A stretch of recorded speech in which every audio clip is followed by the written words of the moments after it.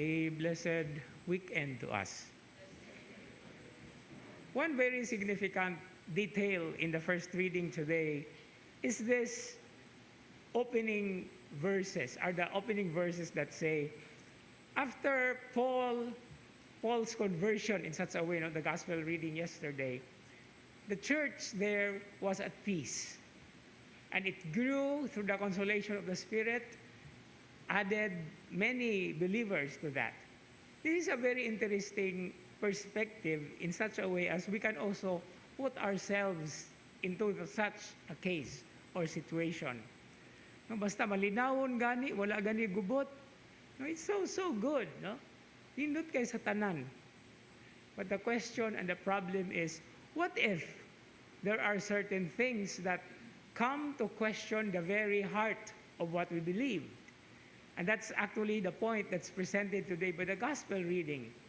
After many of the disciples of Jesus started to leave, he asked the 12, are you also going to leave? These are actually questions, or these are scenarios that we have to take into our lives. Unsa man ang atong pagtuo?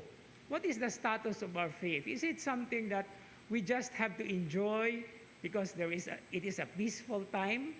No? Walay gubot, o dili ba hinuon ta manggilabot? What about if things come and crumble, start to crumble in front of us, and we ourselves become discouraged, we become dismayed? Daghan kayong mga problema, daghan kayong mga pangutana. So this question of Jesus in today's gospel reading, directed to the 12, still is good for all of us. Are you also going to leave? It is a question and a begging that somehow we have to stop for a while and reconsider and try to think and go deeper into the roots and the depths of how the faith that is planted in our hearts has already grown. Kay usahay, kadaghanan, maayo ra biya gyud kun okay ra sa tanan.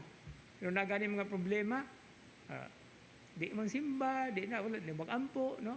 Or usahay, because of the troublesome and puzzling things, so many things that we receive through social media. No? Daghan kayo nga mga questions nya, dili pa gyud mangutana. Makabasa lang og pipila ka book gipost didto, bisag lain relihiyon tuod dayon. And this is the greatest problem that we have to address in our times.